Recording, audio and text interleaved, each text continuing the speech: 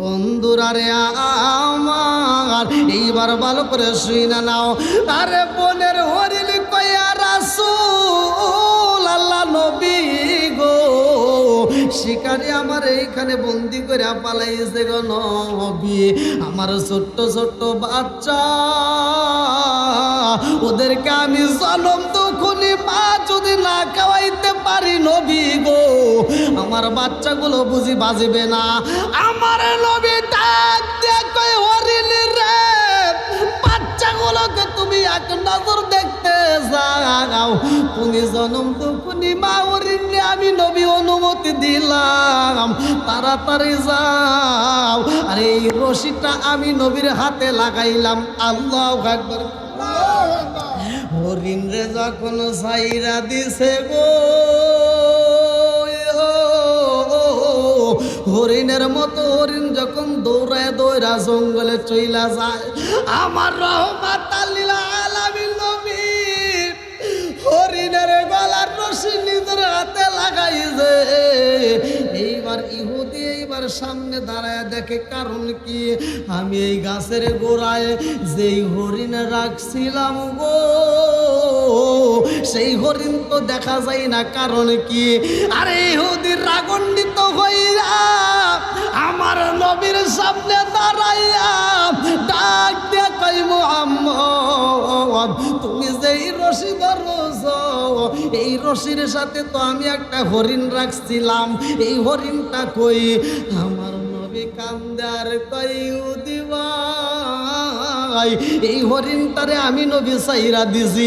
আর ছোট্ট ছোট্ট বাচ্চা আছে, ওই বাচ্চাগুলোকে দুধ পান করাইতে হইব। ইহুদি ডাক দিয়ে কই, মুহাম্মদ তুমি কেন হরিণ সাইরা দিলা? এটা তুমি কাজটা ঠিক করো নাই, আমার হরিণকে আমি এই মুহূর্তে চাই। আমার নবী ডাক দিয়া কই, ইহুদি রে, ও ইহুদি রে, আমি নবী কথা দিয়া দিলাম, ওই মা হরিণী তার বাচ্চারে আদর কইরা একবার মনের মতো দেখা আবার এখানে চইলা আসবে। আল্লাহু আকবার। এইবার ইহুদি ডাক দিয়া কয়, মুহাম্মদ, ও মুহাম্মদ, যা কোনোদিন সম্ভব না সেই কথা বলা যাবে না। যেই হরিণের গলার রশি সাইরা দিছাও জঙ্গলে, এই হরিণ আর আসবে না। ওদেরকে ধরতে অনেক কষ্ট হয়, এই হরিণ আর ফিরে আসতে পারবে না, এটা ধরা সম্ভব না। তুমি কি কথা বলো, তোমার মাথা বুঝি ঠিক নাই? আমার নবী ডাক দিয়া কই, ইহুদি আমি হরিণ রে সাইরা দিছি গো, আর এই রশিটা আমার হাতে লাগাইছি, যতক্ষণ পর্যন্ত হরিণ আসবে না আমি নবী কথা দিলাম রে ভাই, এই রশি আমি নবী ততক্ষণ ছাড়ব না। আল্লাহু আকবার। এইবার ইহুদি মনে মনে চিন্তা করে, ব্যাপারে কি, হরিণ সাইরা দিছে, হরিণ চইলা যায় জঙ্গলে, এই হরিণ তো আর আসবে না, অথচ সেও রশি ছাড়বে না। আমি বুঝা পালাইছি এর মতো বোকা মানুষ বুঝি আর পৃথিবীতে নাই।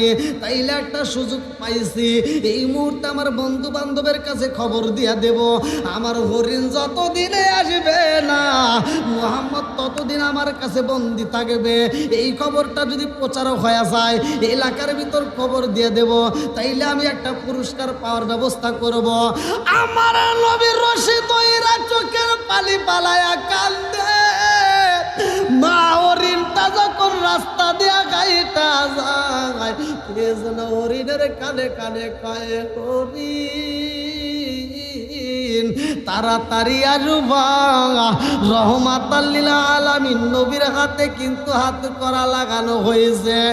এই হরিণটা এইবার দৌড়াইয়া যায়, জঙ্গলের ভিতরে যাইয়া ছোট্ট ছোট্ট বাচ্চাদেরকে ডাক দিয়া কয়, তাড়াতাড়ি আয়,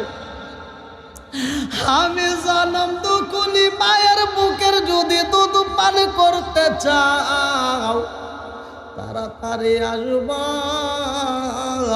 আর আমার আমারে যদি দেখতে হয় এক নজর মনের মতো করে দেখা নিবা। ছোট্ট ছোট্ট বাচ্চাগুলো যখন বের হয়েছে রে, এই হরিণের গা দিয়ে এত সুন্দর একটা গ্রান পাওয়া যায়। এই বাচ্চাগুলো কান্দে আর কয় মা, ও মা, জীবনে তুমি অনেক খাবার খাইতে গেছো, ও মা, অনেকবার তুমি আমাদের সামনে আইছে, এরকম তো গ্রান পাই নাই, আজকে তোমার গা দিয়ে কেমন যেন একটা গ্রান পাওয়া যায়। এই হরিণটা ডাক দেখো, আমার গায়ের গ্রান পাওয়ার দরকার নাই, খাবার খাইলে তাড়াতাড়ি খা।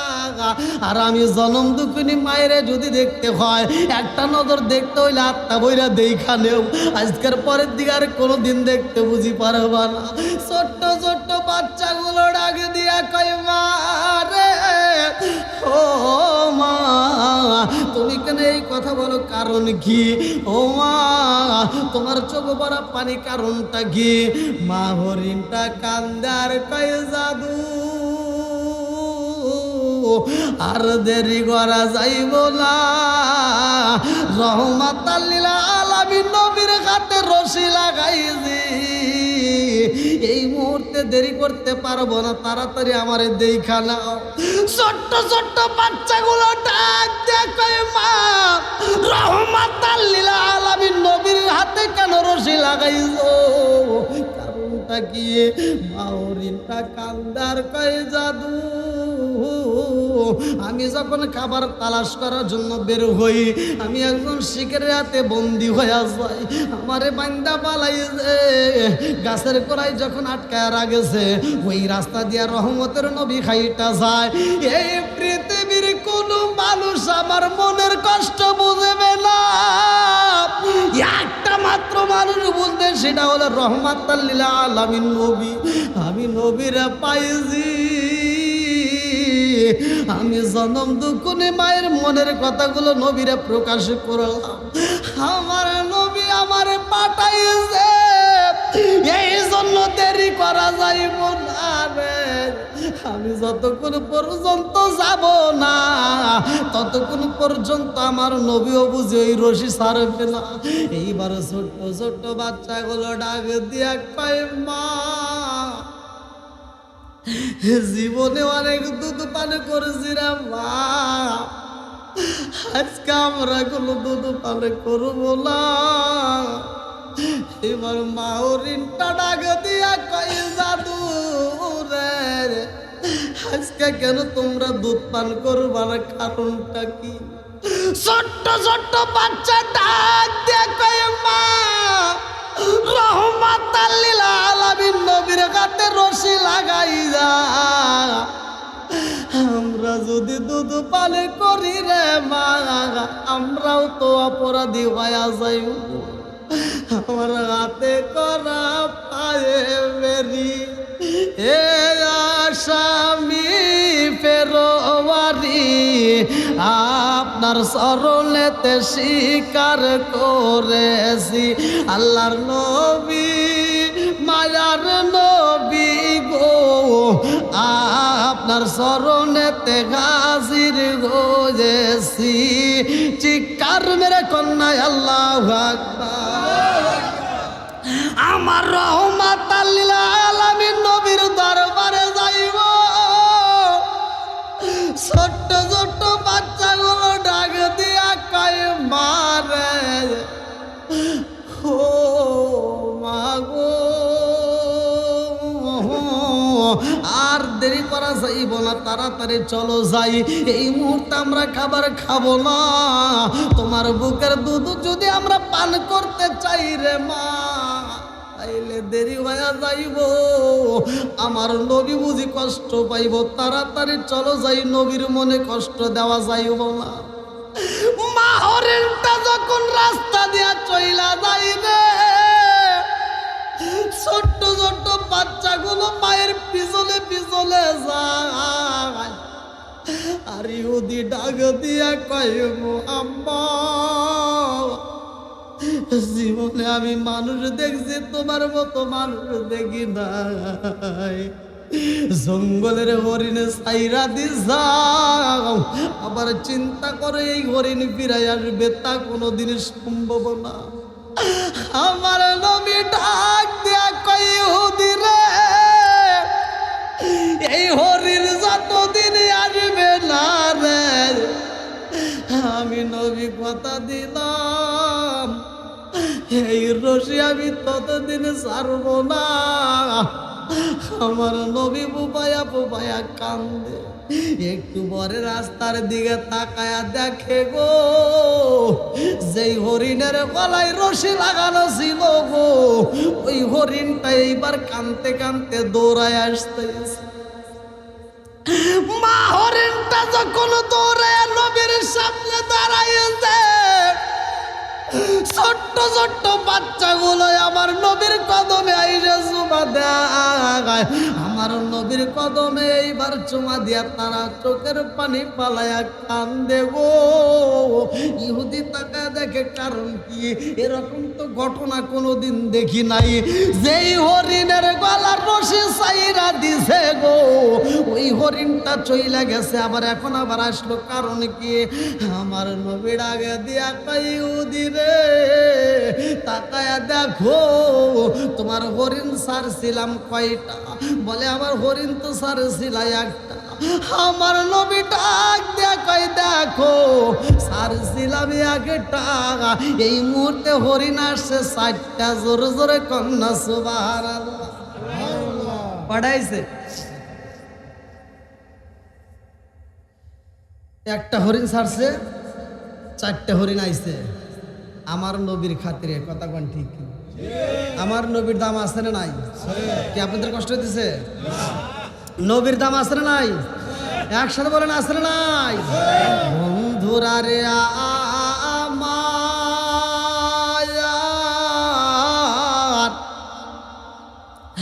আমার রহমাতাল লিল আলামিন নবী ডাক দিয়া কই ইহুদি রে,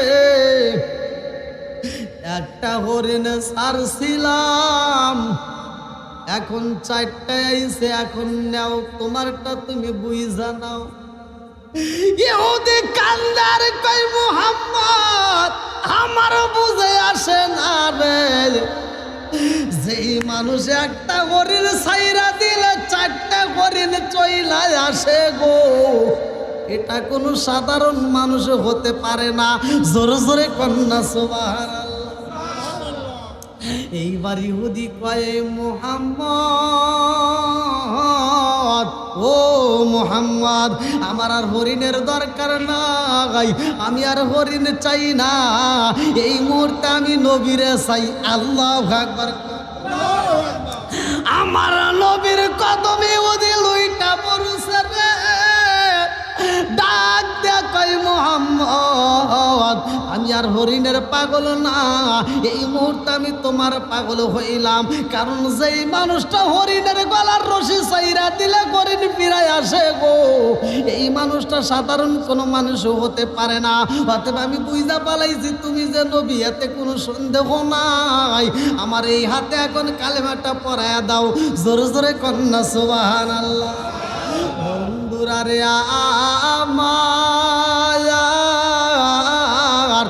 আমার মুরব্বী বাবারা, সোনার যুবকের দলেরা, আমি লম্বা চড়া কথা বলবো না, অল্প সময়ের ভিতরে মুক্তাসারে মূল কিছু পয়েন্ট দেওয়া যায়। বন্ধুরা রে আমার নবী ডাক দিয়ে কয় আল্লাহ আমার সাহাবীরা শয়তান দেখতে চায়, ও মালিক একটু তুমি দেখায়া দাও। এই মারি বিল্লি শয়তানে হাজির হইব রে, লম্বা একটা জুব্বা পরুছে, লম্বা একটা জুব্বা পইরা, এইবার গলায় একটা তসবি লাগাইছে, হাতে এক মুষ্টি চাবি, এইবার চাবিগুলো নিয়ে তসবিগুলো নিয়ে হাজির হয়ে যায়। এই দৃশ্য দেখে সাহাবীরা একজন আর একজনের কাছে কইবে কি না দরবেশ, হ্যাঁ এটা কি শয়তান হইব? আমার নবী ভাই এটাই শয়তান। এটাই কে? জোরে কেন? এটা কে? শয়তান। বন্ধুরা রে আমার সাহাবীরা কয় ইয়া রাসূলুল্লাহ, নবী গো, আমরা একটু কথা বলতে চাই, আমাদের মনের ভিতরে একটু প্রশ্ন জায়গা গেছে। আমার নবী ডাক দিয়ে কয় কথা বলো ভাই, আমি অনুমতি দিলাম, কি বলতে চাও? এইবার ডাক দিয়ে কয় তোমার হাতে কি দেখা যায়? বলে আমার হাতে এক মুষ্টি চাবি। বলে গলায় কি? বলে একটা তসবিহ। বলে এই চাবির কাজ কি?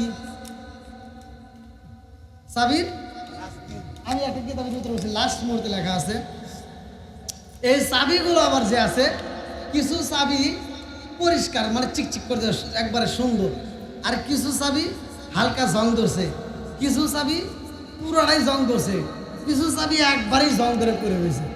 এবার সাহাবীরা বলতেছে কারণ কি, তোমার এই চাবিটার কি কারণ? বলে এটা বলা যাবে না। না আমরা শুনতে চাই। না বলা যাবে না। এবার সাহাবীরা কয় হুজুর আমরা একটু জিনিসটা জানতে চাই, এই চাবির কি কাজ? কিছু চাবি এত সুন্দর দেখা যায়, আবার কিছু চাবি হাফ জং ধরে রয়েছে, কিছু চাবি একবারেই জং ধরে রয়েছে, এর কারণ কি? এইবার প্রশ্ন করে আমার নবী কয় যে দাও, আমার সাহাবীরা জানতে চাই, একটু উত্তর জানায় দাও। এইবার শয়তান বলতেছে হুজুর এই যে যেই চাবিটা দেখতেছে একদম পরিষ্কার, এটা আল্লাহর যেই বান্দারা নিয়মিত 5 ওয়াক্ত নামাজ আদায় করে, আমি তাদেরকে ধোঁকা দেই, কিন্তু তারপরেও মানে না, এই চাবিটা অতিরিক্ত ব্যবহার হয়, যার কারণে এই চাবিটা পরিষ্কার। যারা 5 ওয়াক্ত নামাজ নিয়মিত পড়ে, পাশাপাশি নফল ইবাদত করে, জোরে কোন সুবহানাল্লাহ। এবার আপনারা কোন তো নামাজের দরকার আছে না নাই? একসাথে বলেন আছে না নাই? নামাজ কয় ওয়াক্ত? আরো জোরে কোন কয় ওয়াক্ত? আবি হুরায়রা থেকে হাদিসটি বর্ণিত, সহিহ হাদিস, নির্বাচিত হাদিস। আনি বনি আবি হুরায়রা রাদিয়াল্লাহু আনহু ক্বালা ক্বালা রাসূলুল্লাহ সাল্লাল্লাহু আলাইহি ওয়াসাল্লাম আর ওয়াইতুম লাউ আন্না নাহরান বিবাবি আহাদিকুম ইয়াগসিলু ফীহি কুল্লা ইয়াওমান খামসান হাল ইয়াবকা মিন দারনিহি শাইউন ক্বালু ফাযালিকা মাসালু সালাতি খামসি ইয়ামহুল্লাহু বিহিন্নাল খাতায়া। রাওয়াহুল বুখারী, সহিহ হাদিস, নির্বাচিত হাদিস। আল্লাহর রাসূল বলেন, আবি হুরায়রা থেকে হাদিসটি বর্ণিত, তিনি বলেন রাসূল করিম সাল্লাল্লাহু আলাইহি ওয়াসাল্লাম বলেছেন, যেই ব্যক্তিটা নিয়মিত 5 ওয়াক্ত নামাজ নিয়মিত আদায় করবে, আমার নবী বলছে তার কোনো গুনাহ থাকতে পারে না। জোরে কোন সুবহানাল্লাহ। এই হাদিসের ভিতরে আসছে, নবী আমার বলছে হে সাহাবীরা তোমাদের কারো বাড়ির, হাদিসের ভিতরে আসছে আমার নবী বলছে হে সাহাবীরা তোমাদের কারো বাড়ির সামনে যদি একটা চলমান নদী থাকে, এই যেমন এই যে আপনাদের এখান থেকে আছে না, চলমান নদী থাকে মানে পানি প্রবাহিত হয়, ওই নদীর ভিতর যদি কোনো একটা সাহাবী দিনের ভিতর 5 বার গোসল করে, তার দেহে কি কোনো ময়লা থাকবে? সাহাবীরা ইয়া রাসূলুল্লাহ ইয়া হাবিবাল্লাহ, যেই মানুষটা দিনের ভিতর 5 বার গোসল করে তার শরীরে তো ময়লা থাকতে পারে না। আমার নবী বললেন যেই মানুষটা 5 ওয়াক্ত নামাজ নিয়মিত আদায় করবে তার কোনো গুনাহ থাকতে পারে না। জোরে কোন সুবহানাল্লাহ। এখন আমাদের ভিতর তো অনেক নামাজি আছে, নামাজও পড়ে আবার গোপনে সুদের ব্যবসাও করে, কথা বল না কে? 5 ওয়াক্ত নামাজ পড়ে, ফজরের নামাজ পড়ে, ও পাশের বাড়ি যায় কয় তুই কিন্তু গত সপ্তাহে সুদের টাকা দিস না। সুদখোর নামাজি আছে না নাই? একসাথে বলেন আছে না নাই? এই নামাজ দিয়ে কাম হবে না, কথা বলেন ঠিক কিনা? এমন নামাজ পড়তে হবে, তুমি ওযু করলা, তোমার ওযুর ভিতর কি পাইলা? যখন তুমি হাতটা ধুইলা, এই হাতটা ধুইলা তুমি মনে করছো হাত ধোয়া ওযু হয়ে গেল না, এই হাতটা যখন তুমি কবজি সহ ধৌত করলা, তোমার নিয়ত করতে হবে আমার এই হাত দ্বারা কাউকে কষ্ট দেব না। তুমি যখন কুলি করলা, এই কুলি করে পানি ফালাই দিলে আর ওযু হয়ে গেল, তোমার নিয়ত করতে হবে এই জিহ্বা দ্বারা, এই মুখ দ্বারা আমি কাউকে কষ্ট দিব না, এই মুখ দ্বারা আমি কোনো মিথ্যা কথা বলবো না, কথা বল ঠিক কিনা? এরকম ভাবে যদি তুমি ওযু করে নামাজ আদায় করতে পারো তবেই আমার আল্লাহর দিদার হবে, কথা বল ঠিক কিনা? তবে আল্লাহর জান্নাত পাবে। আপনারা মনে হয় কষ্ট হইতেছেন, এই কথাগুলো বলার দরকার আছে না নাই? তাহলে আমরা যে নামাজ পড়ি, এই নামাজ দিয়ে তো আমাদের ভিতর কোনো কিছু ভয় ঢুকলো না, এই নামাজ দিয়ে তো আমরা জান্নাত পাবো না ভাই। জান্নাত যদি পেতে হয় এমনভাবে নামাজ পড়তে হবে, এমনভাবে ইবাদত করতে হবে, যেমন ইমাম আবু হানিফা রাহমাতুল্লাহ আলাইহি থেকে একটা ঘটনা আসছে যে একজন ওযু করতেছে, কি করতেছে? ওযু করতেছে। এই ওযুর দৃশ্য দেখে হুজুর হাসি দিছে। কি দিছে? যেরকম কি দিছে? হাসি দিছে। এইবার অন্যান্য সাহাবীরা দেখছে কারণ কি, হাসলো কে? হাসি দিছে আর কারণ কি? এমন একজন সাহাবী ছিল, যেই সাহাবীটা বলছে আমি সব কিছু মানব। সাহাবী কিন্তু বলতেছে আমি সব কিছু মানব, কিন্তু আমি নামাজ পড়ব না, নামাজ পড়ব না। আমার নবী কয় তুমি মানো তো, কালেমা পড়ো, সমস্যা কি, নামাজ না বলে না কালেমা পড়ো। কালেমা পড়ছে, কিন্তু কালেমা পড়া দেখেন ওই সাহাবীটা কি খুশিটা হয়েছে। কালেমা পড়ছে কিন্তু শর্ত হলো কি, নামাজ পড়বে না। এইবার আমার নবী তা কালেমা পড়াই দিছে। ও বাড়িতে যা দেখে নামাজের ওয়াক্ত যখন হয়েছে, যারা নামাজ পড়ে ওরা পাগলের মতো সুইটা যাইতেছে মসজিদে। এই দৃশ্য দেখে ও আর থাকতে পারে নাই, ওই চলে গেছে মসজিদে। জোরে কোন সুবহানাল্লাহ। ও চলে গেছে। এবার ওযু করা দেখতেছে, ওযু করবো না, নামাজ পড়ে রয়ে গেছে কিন্তু ওযু করবো না। আমি নামাজ ঝুলিয়ে পড়ে কিন্তু ওযু করবো না। কিন্তু হযরতে আলী রাদিয়াল্লাহু আনহু ওযু করতেছে। কি করতেছে? ওযু করতেছে। অন্যজন ওযু করার সময় এই পর্যন্ত দই, কথা কি বুঝতেছেন? কোনই সহ। কিন্তু আলী রাদিয়াল্লাহু আনহু ধুইতে ধুইতে এই পর্যন্ত ধুয়ে আলাইছে, কথা কি বুঝতেছেন? মানে তার উপরে ধুয়ে আলাইছে। এই দৃশ্য দেখা যে ওযুই করবো না, নামাজ পড়বো না, ও মসজিদের বারান্দার থেকে দেখতেছে কারণ কি, সবাই তো এই পর্যন্ত আর আলী দুলে এই পর্যন্ত জানা লাগবে, এর কারণ কি? যা জিজ্ঞেসে আপনি এই পর্যন্ত না দিয়ে এই পর্যন্ত দিলেন কারণ কি? বলে জানো না? বলে না, আমার নবী বলছে যতটুকু পর্যন্ত ধৌত করা হয় ওযুর মধ্যে ততটুকু পর্যন্ত নূরে নূরান্বিত হবে। জোরে কোন সুবহানাল্লাহ। এটা আলোকিত হবে হাশরের ময়দানে, এই ওযুর স্থানগুলো আলোকিত হবে। এবার ওই সাহাবী কয় হুজুর কি কয়? আমার নবীকে প্রশ্ন করতেছে যে এটা কি কয়, এটা কি সত্য? হ্যাঁ এটা সত্য, যতটুকু পর্যন্ত ধৌত করা হবে ততটুকু পর্যন্ত কি হবে, আলোকিত হবে। আমি আর ওযু করবো না। কি করবে? আমি গোসল করবো। সুবহানাল্লাহ। আমি কি করবো? গোসল করবো। কিসের ওযুরে? আমি গোসল করে আসবো। আমি এটুকু আমি পুরা শরীর আলোকিত করতে চাই। জোরে কোন সুবহানাল্লাহ। তাহলে ওযুর ভিতরে যেই অঙ্গগুলো ধৌত করা হয়, অনেকে আছে এরকম ভাবে খালি বাড়ি বাড়ি দিয়ে যায়, আছে না নাই? এই গণদারি খিলাল করা কি মুস্তাহাব? গণদারি খিলাল করা মুস্তাহাব, আমরা বুঝি না। ওযুর শুরুতে কি বলতে হবে, ওযুর শেষে কি বলতে হবে। যদি কোনো ব্যক্তি জানে এই আমলটা নিয়মিত করতে পারে, এই ওযুর কারণে আল্লাহ তাআলা খুশি হইয়া আসমানের ভিতর থেকে আল্লাহ তাআলা এতগুলো ফেরেশতা নাজিল করে দেয় সাক্ষী রাখার জন্য। যেই ব্যক্তি এই ওযু করলো এত সুন্দর করে উত্তম রূপে, এই ব্যক্তিটার জন্য আমি আল্লাহ তাআলা জান্নাতের একটা না 8টা দরজা খুলে দেবো। ওর যেই দরজা দিয়ে ইচ্ছা ওই দরজা দিয়ে জান্নাত। বন্ধুরা রে আমার, লম্বা একটা ঘটনার সময় পাইলে বলবো, আগে আলোচনাটা কইরা আইছি। এইবারে যেই চাবিগুলো দেখা যায় রে ভাই, ভাবে দিয়া কয় হুজুর, এই চাবিগুলো বেশি ব্যবহার হয় যারা নিয়মিত নামাজ আদায় করে, ওদের জন্য এই চাবিটা বেশি ব্যবহার করা হয়। আর বলে কিছু চাবি এই যে দেখুন, এই যে দেখেন বেশি পরিষ্কার হয় নাই, তার মানে এটা বেশি ব্যবহার হয় না, এটা বেশি ব্যবহার হয়েছে। এই জন্য বলতেছে কিছু চাবি একদম হালকা হালকা, মানে অর্ধেক পরিষ্কার। কেউ মাঝে মাঝে নামাজ পড়ে, মাঝে মাঝে পড়ে না, এরকম লোক আছে না নাই? আর কিছু মানুষ আছে ও মাঝে মাঝে তো দূরের কথা, এক উক্ত যায় না, ও শুক্রবারেও যায় না, এই জন্য ও চাবি ব্যবহার করার লাগে না, ওটা জং করে পড়ে আছে না নাই? তাহলে যেই তালা ব্যবহার করেন না, বৃষ্টির পানি যাইতে যাইতে একসময় তালাটা নষ্ট হয় না? নষ্ট হয়ে যায়। তো বলতেছে আচ্ছা ওটা না মেনে নিলাম, তাহলে এই যে গলায় তসবি দেখি, এর কারণ কি? কয় না, চাবির কথা শুনছেন এটা কোয়া যাবে না। কয় না, ওটাও শুনতে চাই। আল্লাহ আকবার। কয় বলো এই তসবির কারণ কি?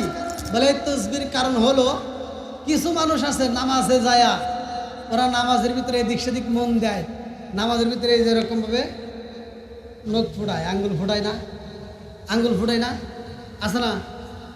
মাথা চুলকায়, শরীর চুলকায়, আঙ্গুল ফুটায়, আবার কেরাবেরা করে, আছে না? বলে যখন আঙ্গুল ফুটায় নামাজের ভিতরে, আমি তখন এত খুশি হই যে তসবির একটা করে দানা এরকমভাবে সারি, মানে একটা করে দানা সারি, একবার করে ফুটায়, একবার করে সারি। তার মানে নামাজের ভিতরে এই কাজগুলো করা যাবে না, কথা কোন ঠিক কিনা? অনেকেই কিন্তু এই কাজগুলো করে, আবার নামাজ পড়ে পরে এদিক সেদিক ফলো করে, আছে না? আবার আবার মা বোনেরা, যে মা বোনেরা তো ওয়াজ শুনতেছে, অনেক মহিলারা ওয়াজ শুনতেছে, এরা টাকারও জানা দরকার। মহিলারা নামাজ পড়ে, আবার হ্যাঁ নামাজের ভিতরেই নামাজ পড়তেছে, ঘরের ভিতরে মুরগি ঢুকছে, হ্যাঁ হ্যাঁ আসে না, নামি সাথে দিদি, এরকম কিন্তু মহিলারা আছে, এটাও করা যাবে না, কতক্ষণ ঠিক কিনা? বন্ধুরা রে আমার মুরব্বী বাবারা এবার আলোচনা কইরা আইছে, এইবার রহিমা যখন খাবারের জন্য বের হয়ে যাই রে ভাই, আয়ুব নবীরে আমার আল্লাহ এইবার যেই বরকতি পানিটা পাঠাইয়া দেয়, এই পানি আয়ুব নবী নিয়া যাই রে ভাই। আয়ুব নবী পানিটা পাইয়া ডাক দিয়া কয়, এই পানি আমি কি করবো আল্লাহ? জানতে চাই এই পানির কি দরকার। আল্লাহ ডাক দিয়া কয়, জিবরাইল আমার নবীরে জানায়া দাও এই পানিটা দিয়া তিনি পুরাপুরি গোসল করবে। জোরে জোরে কন্যা সুবহানাল্লাহ। আরে আয়ুব নবী যখন পানি পাইছে রে ভাই, এই পানি দিয়ে গোসল করছে। গোসল করা মাত্র এইবার রুমের ভিতর, যেই কামরার ভিতর জঙ্গলের ভিতর মালিকের ইবাদত করে, ওই তাবুর ভিতর ঢোকা মাত্র ওই তাবুটা আলোকিত হয়ে যায়। এইবার শরীরের দিকে লক্ষ্য করে দেখে ব্যাপারে কি, আমার শরীরের ভিতর যেই কীট পতঙ্গ ছিল এগুলো কই, কীড়াগুলো দেখা যায় না। এইবার শরীরটা পরিপূর্ণ সুস্থ হয়ে যায়। একটু পরে কে যেন ডাক দেয়, হুজুর আপনার পরনের যেই পোশাক আছে এই পোশাক তো রাখা যাবে না, আমার মালিক আপনার জন্য জান্নাতের ভিতর থেকে একটা পোশাক পাঠাইছে। আল্লাহু আকবার। আরে জান্নাতের পোশাক দিয়া দিছে রে ভাই। আয়ুব নবীর জন্য সুন্দর একটা জুব্বা দেওয়া হয়, এইবার মাথার একটা টুপি দেওয়া হয়। আয়ুব নবীর যেই জান্নাতে পোশাক দেওয়া হয়, এইবার পোশাকটা পইরা পালাইছে। এমন একটা পোশাক আমার আল্লাহ দিছে গো, দুনিয়ার কোনো মার্কেটে পাওয়া যাইব না। এইবার যেই তাবুর ভিতরে ছিল রে ভাই, ডাইনের মরা গাছে ফুল ফুইটা যায়, বামের মরা গাছে ফুল ফুইটা যায়, কারণ আয়ুব নবীরে আমার আল্লাহ কবুল করে পালাইছে। আরে আয়ুব নবী পরীক্ষায় পাশ করছে, আমার আল্লাহ খুশি হয়ে জান্নাতের পোশাকে দিয়া দিছে। এইবার রহিমা যখন বাড়ির দিকে রওনা দেয় রে, তারপরে সামনে আইসা দেখে গো এইখানে এত সুন্দর গ্রাম পাওয়া যায়, যেই গ্রামটা আগে পাওয়া যায় নাই। কারণটা কি এত সুন্দর গ্রাম পাওয়া যায়? ডাইনের দিকে তাকায় দেখে এত সুন্দর গ্রাম মনে হয় বাতাস থেকে উইরা আসে, বামের দিকে থেকে আসে। কারণটা কি? এইবার তাবুর ভিতর ডুইকা দেখে নবী নাই। এইবার পাগল পারা হয়ে যায়। কারণটা কি? আমার স্বামী ছিল অসুস্থ, আমি যদি উঠাই সে উঠতে পারে, আমি যদি শোয়াই সে শুইতে পারে, নইলে উঠতে পারে না। অথচ আমার স্বামীটা এই মুহূর্তে ঘর দিকে কোথায় বের হয়ে গেছে। কারণটা কি? জঙ্গলে জঙ্গলে গুইরা তালাশ এই করে ও তাকা দেখে ফুলের বাগানের ভিতরে আয়ুব নবী পয়সা রয়েছে, কিন্তু চিনা চাই না সে তার অসুস্থ নাই। এইবার পরনে এত সুন্দর পোশাক, পিছন দিকে ডাকে দিয়া কই, কে গো আপনি কে? আমি জঙ্গলের ভিতর আমার স্বামীরা রাইকা গেছিলাম, আমার স্বামীটা কই একটু দেখছেন নি, খবর পাইছেন নি? আয়ুব নবী পিছন দিকে গুইরা ডাক দিয়া কই, রহিমা এইবার তুমি চইলাই আসো। রহিমা ভয় পায়া যায়। কারণটা কি আবার কে? এর দ্বারা তো আমি এখানে আসতে পারি না। এইবার মারছে একটা দৌড়, বালে ডাকে দিয়া কই, রহিমা দৌড় দিও না, দৌড় দিও না, আমি কে জানি? বলে কে গো আপনি কে? বলে আমি হইলাম আয়ুব নবী। জোরে জোরে কন্যা সুবহানাল্লাহ। আয়ুব নবী ডাক দিয়ে কই, রহিমা আমারে তুমি চিনলা না? এইবার রহিমা ডাক দিয়া কয় না না না, সম্ভব না, আমার স্বামী ছিল অসুস্থ, এত সুন্দর দামি পোশাকে পরা তো আমার স্বামী ছিল না, এই মুহূর্তে তো আমি আপনার সামনে যাইতে পারি না, আমি জানতে চাই আমার স্বামী কই।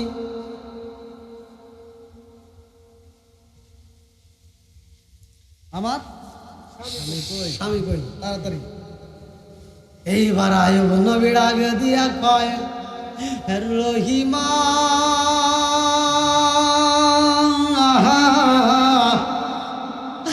আমার মালিকের হুকুমে আমি সুস্থ হয়েছি গো, আসো এই মুহূর্তে আসো।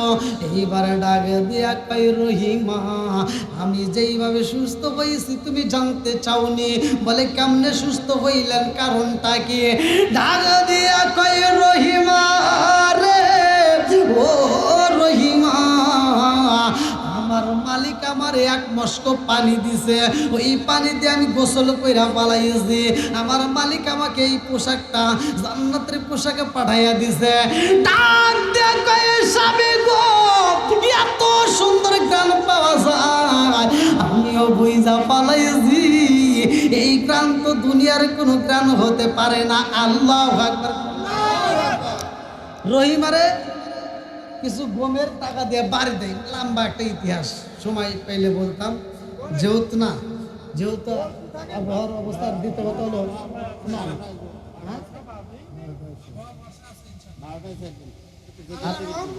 আপনারাও তো আমারে দেখতে পারতেছেন না, আমিও তো আপনাদেরকে দেখতে পারতেছি না, অন্ধভক্তদের মতোই কথা বলা হলো আজকে বিশেষ করে। তো যাও, আসলে একটা প্রোগ্রাম করতে হলে একটু সাউন্ড সিস্টেমটা ভালো হলে আপনাদের কোনো শুনবেন। হ্যাঁ, করে না এখনো থাকতে পারবেন? হ্যাঁ, আপনারা থাকতে পারবেন? চলবে একটু, সবাই রাজি? আল্লাহ কবুল করুক, সবাইকে আমিন।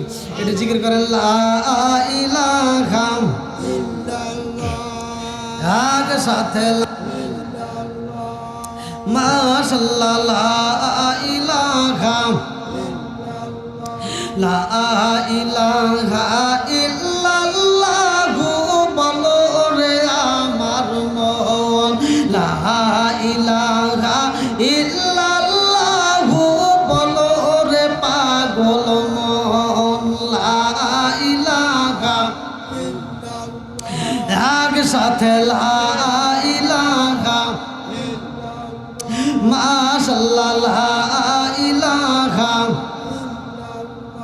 জবান খুলে লা ইলাহা ইল্লাল্লাহ, বলো রে আমার মন, লা ইলাহা ইল্লাল্লাহ, বলো রে পাগল মন, লা ইলাহা। নবী আর আমার পাগল কইল না, রাসূল আর আমার কান্দায় না, পাগল পাগল দুনিয়া পাগল, আমরা সবাই দেওয়ানা, নবী আর আমার পাগল কইল না, রাসূল আর আমার কান্দায় না, লা ইলাহা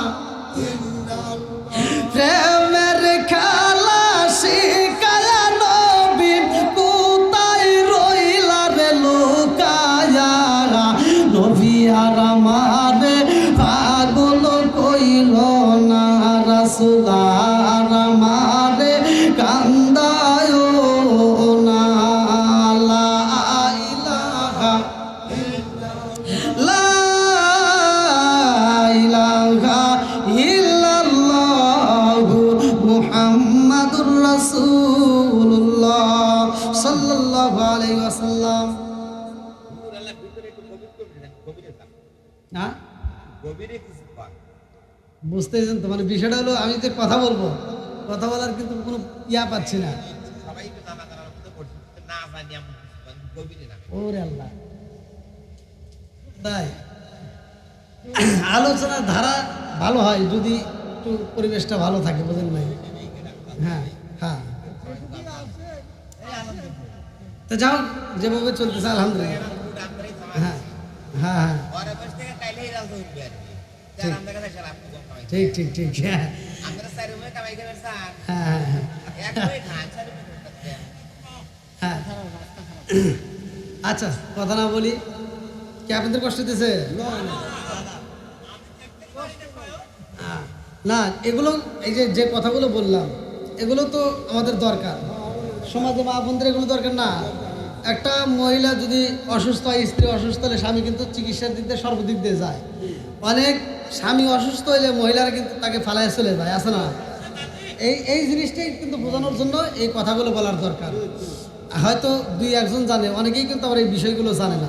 তো যাও, আমার ভাইয়ের কথার উপরে আরেকটু কথা আমরা সামনের দিকে যাই। আল্লাহ কবুল করুক সবাইকে, না আমিন, একসাথে বল না আমিন। যেহেতু পরীক্ষা নিরীক্ষার কথাই আমি বলতেছি, আল্লাহ তাআলা পরীক্ষা নিরীক্ষা সবাইই করে, আমাদেরকেও আল্লাহ করে। শুধু নবীরাই যে পরীক্ষিত হয়েছে তা কিন্তু, আমাদেরকেও আল্লাহ পরীক্ষা করে। এই যে আপনারা যারা এই যে এখন আসছেন অনেক কষ্ট করে, এই মুহূর্তে কিন্তু এখানে হাজির। এই মুহূর্তে অনেক মানুষ আছে আরামে ঘুমাইছে, ঘরের ভিতরে আছে, কেউ বিভিন্ন কিছু তামাশায় লিপ্ত আছে। কিন্তু আল্লাহ তাআলা এটাও একটা পরীক্ষা, যে এলাকার ভিতর এই ভাই একটা জাহির ভাই একটা আয়োজন করছে, দেখি কোন মানুষটা এই মাহফিলে হাজির হয়, কোন মানুষগুলো নেক বাপের নেক বেটা যারা কোরআনের মজলিসকে ভালোবাসে, তারা কথা কোন ঠিক না?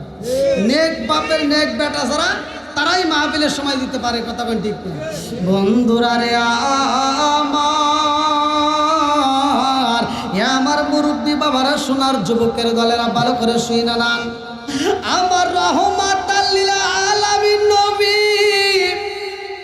যেই হরিণটারে বাঁচাইছে, যেই হরিণটারে বাঁচাইছে, এইবার ওই মালিকের সহ রাস্তা দিয়ে আমার নবী হাইটা যায়। ইহুদিরা আমার নবীরে দেখলে পাগল হইতো, তার আচার ব্যবহার কথা শুনলেই পাগল হইতো। আল্লাহ আমিন নাম, এটা কিন্তু মুসলমানরা দেয় নাই, এটা ইহুদিরাই দিছে আমার নবীকে। কথা কি বুঝতে দেন? ইহুদিরাই আমার নবীরে আল আমিন বলছে। আমার নবী ছিল ব্যাং, আমার নবী ছিল কি ব্যাং, অর্থাৎ তার কাছে মানুষ আমানত রাখতো। এই আমানতের তিনি কোনোদিনই খেয়ানত করে নাই। জোরে কোন সুবহানাল্লাহ। ইয়া আমার মুরব্বি বাবাজিরা গো, ও সোনার যুবকের দলেরা, আমার নবী এইবার রাস্তা দিয়ে হাইটা যায়, এমন একটা কবরের ভিতর দিকে আওয়াজ আসে, ওই কবরের ভিতর কান্নার আওয়াজ পাওয়া যায়। কে যেন চোখের পানি বাড়ায়া কান্দে রে, কবরের ভিতর যখন কান্নার আওয়াজ পাওয়া যায়, আমার নবী সাহাবীদেরকে ডাকে দিয়া কয়, ও সাহাবীরা, এইবার তোমরা দাঁড়ায়া যাও, এই যে একটা কবর দেখা যায়, এই কবরটা কার তোমরা চেনো নিয়ে? আমার নবী কয়, ও সাহাবীরা, না চিনলেও এই কবরবাসীর জন্য একটু দোয়া করতে চাই। আমার নবী যখন হাত বাড়ায়া দিছে গো, আল্লাহ ডাক দিয়া কয়, জিবরাইল, ও জিবরাইল, তাড়াতাড়ি যা, আমার বন্ধু নবীরা জানায়া দাও, এই মুহূর্তে ওই মুর্দা ব্যক্তির জন্য দোয়া করা যাবে না। আমার নবী আবার যখন দোয়া করতে চাই রে, আবার আমার আল্লাহ জানায়া দেয় তার জন্য দোয়া করা যাবে না। আমার নবী কয়, জিবরাইল, কারণটা কি, তার জন্য কেন দোয়া করা যাবে না? এইবারে জিবরাইল কয়, ইয়া রাসূলুল্লাহ, নবী গো, ও মায়ার নবীজি, এই কবরের ভিতর যেই ব্যক্তিটা আছে, ওই ব্যক্তিটার মা এত কষ্ট পাইছে গো নবী, ওই ব্যক্তিটার মা তাকে মাফ করে নাই, এই জন্য তার কবরের ভিতরে আযাব হয়। আমার নবী ডাক দিয়ে কয়, সাহাবীরা রে, এই কবরটা কার কবর নাও, এলাকার ভিতর আশেপাশে খবর দিয়া দাও। এইবার খবর দেওয়া হয়, এমন একজন মহিলার সন্ধান পাইছে গো। আমার নবী কয়, ও সাহাবীরা, তাড়াতাড়ি যাও, ওই জনম দুঃখিনী মায়ের আমি নবীর সামনে নিয়ে আসবো। আমার নবীর সামনে দাঁড়াইয়া ওই মহিলা কান্দে, আমার নবী ডাক দিয়া কয় মা, ও মা, তোমার সন্তানটার কবর এইটা তুমি চিনতে পারোনি? বলি ইয়া রাসূলুল্লাহ, নবী গো, আমার সন্তানের কবর আমি কেন চিনব না? আমি ভালো কইরাই জানি এটা আমার সন্তানের কবর। আমার নবী ডাক দিয়া কয় মা, তোমার সন্তান রে তুমি মাফ কইরা দিছো নি? তোমার সন্তানের কবরে আযাব হয়। জনম দুকুনি মা চোখের পানি বালায়া কান্দার কয় ইয়া রাসূলুল্লাহ, নবী গো, ও মায়ার নবীজি, আমার সন্তানের কবরে যতই আযাব হোক আমি আমার সন্তান রে মাফ করতে পারবো না। আমার নবী ডাক দিয়া কয় মা, কেন তোমার সন্তান রে তুমি মাফ করতে পারবা না? কারণ কি? এইবার জনম দুখুনি মা কান্দার কয় ইয়া রাসূলুল্লাহ, নবী গো,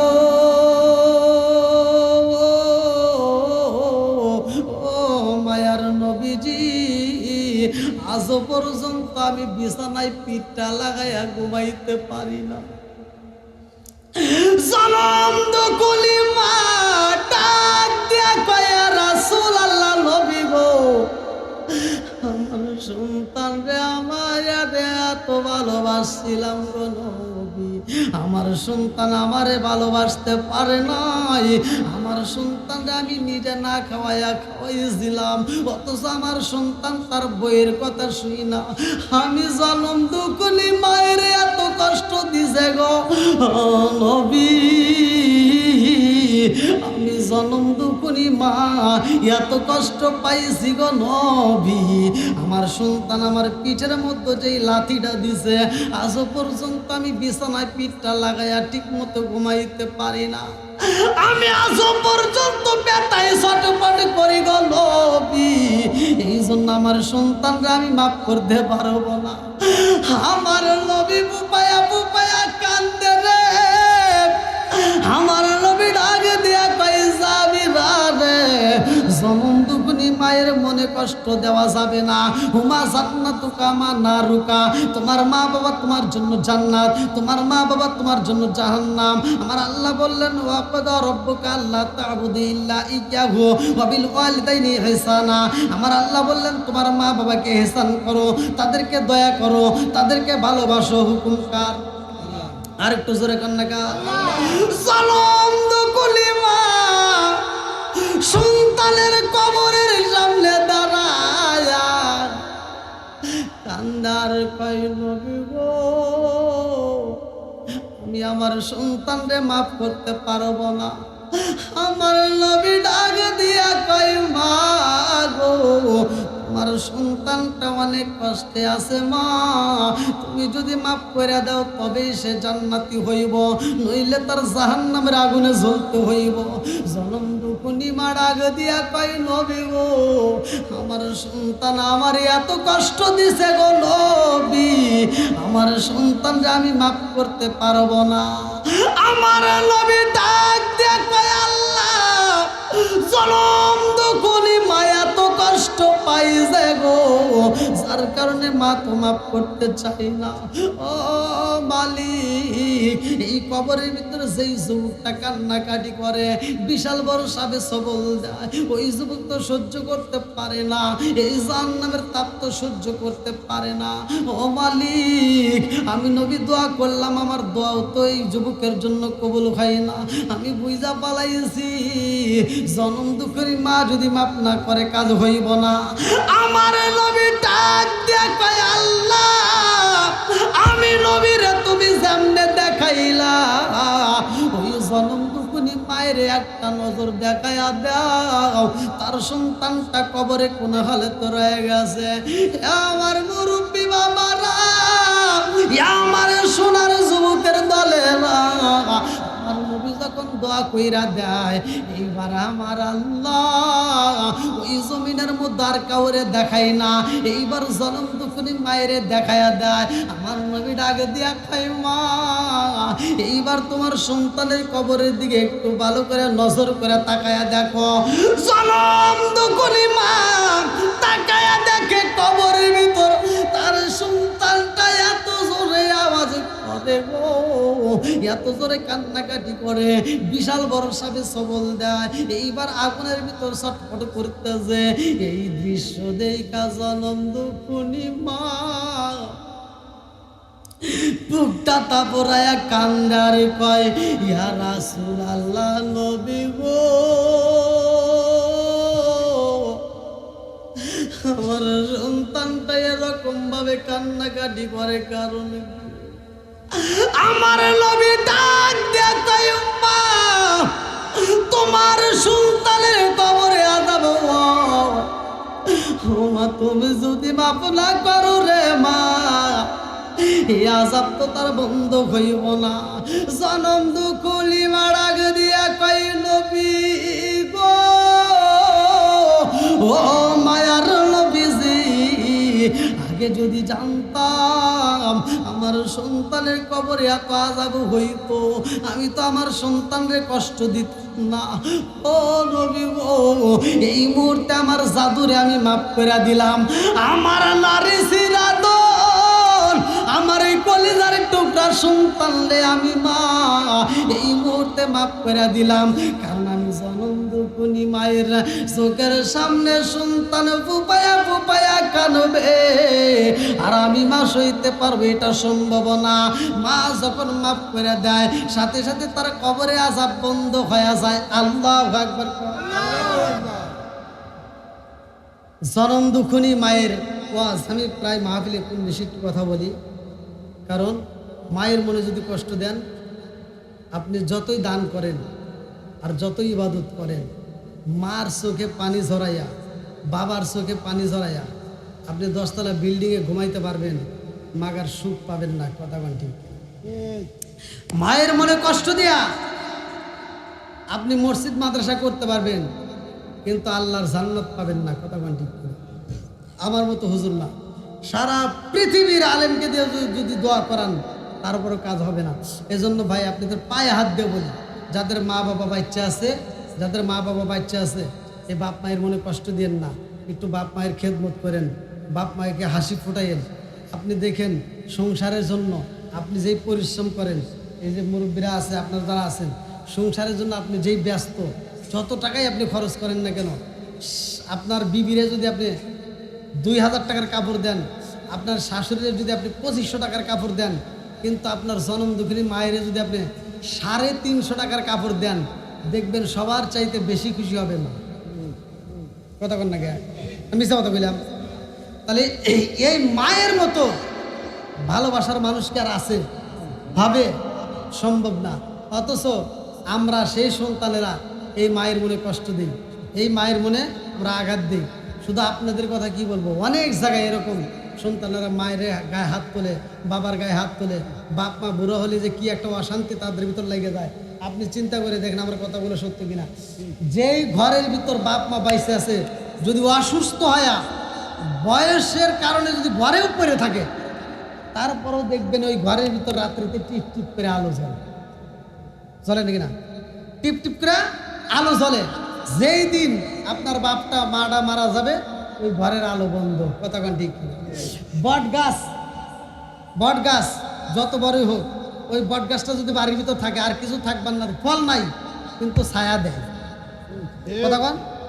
আপনার বাপ বাচ্চা থাকতে আপনি ধরাইল গ্রামে আপনি বড় ধরনের বিপদ থেকে বাইসে যান, আপনি যদি কোনো সমস্যা হয়, এলাকার লোকজনেরা চিন্তা করে ওরা আগে মারা যাবে না, ওরা আগে কিছু পাওয়া যাবে না, ওর বাপ বাইসে আছে, আগে ওর বাপের কাছে বিচার দেবে।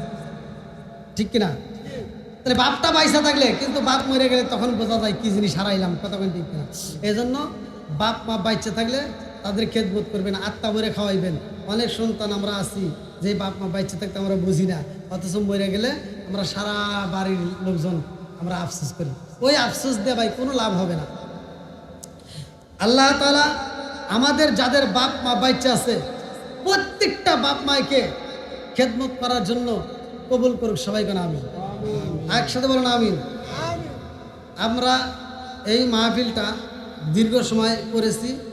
আপনারা জানেন যে আসলে এই অবস্থায় পরিস্থিতির উপরেও কিন্তু বক্তাদের আলোচনা হয়, শুধু আমি না, যে কোনো বক্তা।